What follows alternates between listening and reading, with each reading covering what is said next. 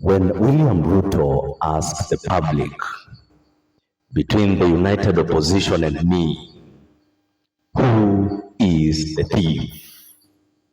You see, he's not just asking a question. He is staging what in African politics is called a courtroom with no judge but many spectators. The crowd becomes the jury, the microphone becomes the evidence, and the slogan becomes the ruling. I want us to unpack this moment with practical wisdom and some bit of humor. African elders were not wrong when they said, the hyena does not call a meeting of gods unless it has a story to tell. When a powerful person invites comparison, it is rarely accidental. Politically, this question shifts attention from accusation to competition. Instead of, is there theft?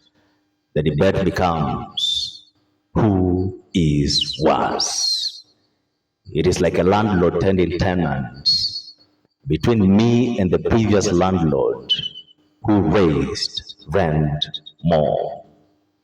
Suddenly, the discussion is no longer about the rent increase. It is about history. And that is a clever move by William Ruto. Elders were not wrong when they said, when two elephants fight, the grass suffers. Political rivalry often hurts ordinary citizens more than politicians. Whether the thief is government or opposition, wananchi still ask, why is unga expensive? Why are taxes multiplying like rabbits? Why are fees rising faster than matatu fares during rain? To the ordinary boda rider, the elephant argument is noise. The grass just wants rain. African elders were not wrong when they said, he who points at another has three fingers pointing back at himself. Accusation in politics often invite scrutiny in return. When leaders ask publicly, who is the thief? Wananchi quietly respond, we are not CID officers, but our memory is long. In African democracy, citizens behave like grandmothers at weddings. They hardly interrupt speeches, but they remember everything said since 1992. Elders were not wrong when they said, a chicken does not forget where it laid its eggs. Citizens remember campaign promises. When leaders invite comparison with the opposition, voters immediately compare campaign promises versus delivery, hustler narrative versus taxation reality, and empowerment versus economic pressure. If a shopkeeper promised discounts for everyone, then later asks, between me and the previous shopkeeper, who was worse? The customers are going to answer, we came for discounts, not history lessons. Elders were not wrong when they said, the drum that sounds loudest may be hiding a crack. Strong political confidence sometimes masks public pressure. Public rhetorical questions like these are powerful tools.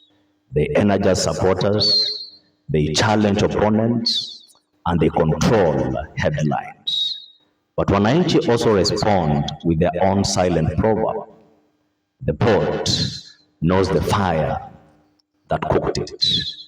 Citizens experience policies directly, not through speeches. This question by William Ruto performs three political functions at once. Number one, it creates a comparison battle. Instead of defending himself alone, the president brings the opposition into the same ring, like telling voters, before judging me, compare my opponent to. Secondly, this question rallies supporters emotionally. Supporters respond like football fans. Referee alikuwa biased. Facts pose. Loyalty speaks. Thirdly, this question by the president shifts the narrative from governance to credibility contest.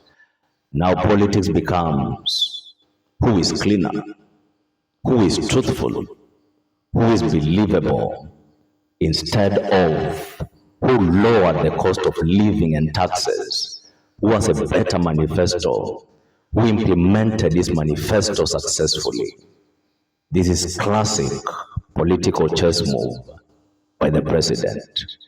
Elders were not wrong when they said, a wise elder listens to both the hunter and the antelope before deciding who is telling the truth. You see, in Kenyan politics, wananchi are the elders. When leaders ask, who is the thief? Citizens quietly reply, bring the receipts.